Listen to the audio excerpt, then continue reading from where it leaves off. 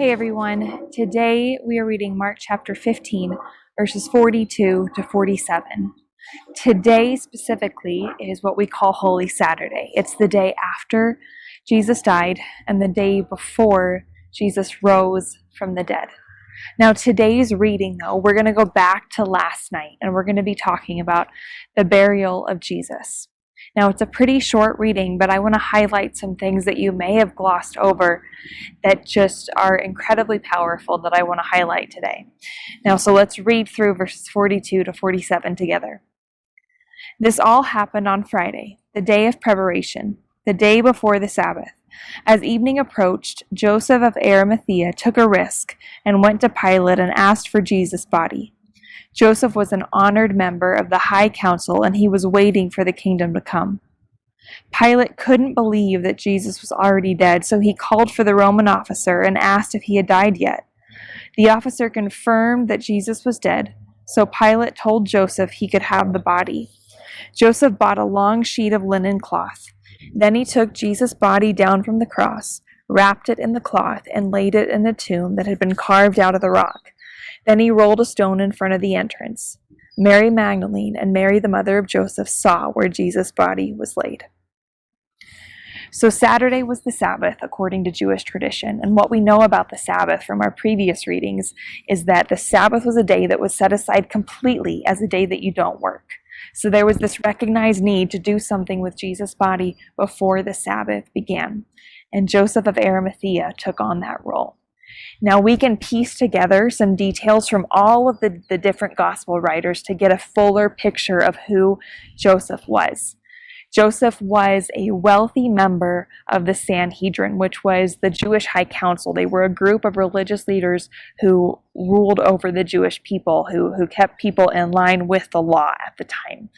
Now, one of the gospels even says that Joseph was a disciple of Jesus, but he kept his faith hidden at this time.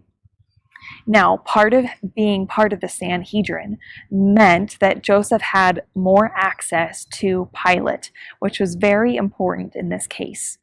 And we'll explain why that in a second. But part of some background of dying by crucifixion, it was not only humiliating to die in this way, but it was also part of the process that they would leave the body on the cross to rot, to be eaten by animals. And so that was what they did. That's what they practiced. But Joseph went to Pilate having special access and asked for the body. And this was something that they would grant friends and family members of religious leaders at the time. So Joseph was in a specific place to be able to ask this of Pilate, and Pilate does grant him the authority to do that. And so Joseph takes down his Jesus body and he wraps it in linen cloth and then places it in Joseph's own tomb.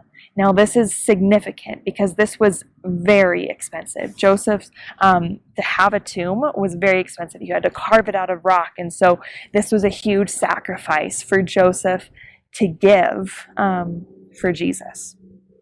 Now, a few things that we can walk away from this reading, from Joseph's example, is that the first one is that we should not be afraid to not follow the crowd. In this case, Joseph was a member of the high council, yet he didn't go along with the crowd, and he chose to become a follower of Jesus.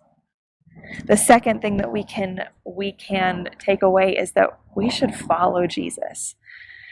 Joseph sacrificed so much to be a follower of Jesus. He sacrificed his wealth, his position, his status in society, all for the sake of following Jesus. And the third thing is that we need to trust God's timing. Joseph was put in this specific place for this specific time, if only to fulfill this purpose, to prepare Jesus' body. And so I think we need to to remember that this is a reminder to us to trust God's timing and to remember that He has put each and every one of us in a specific place, wired us up for a specific purpose that only we can fulfill to accomplish His plan. So trust His timing. I pray that this is just a wonderful reminder today as we look forward to the resurrection of Jesus, that we need to turn to Him, to follow Him, and to trust Him with our whole lives, because at the end of the day, there is nothing greater than following Him. Grace and peace to you today. I hope that you have a wonderful day, and I will see you next time. If these devotional videos are helpful to you, subscribe to our channel and click the notification button so you know when we post a new video. And of course, please share them with others.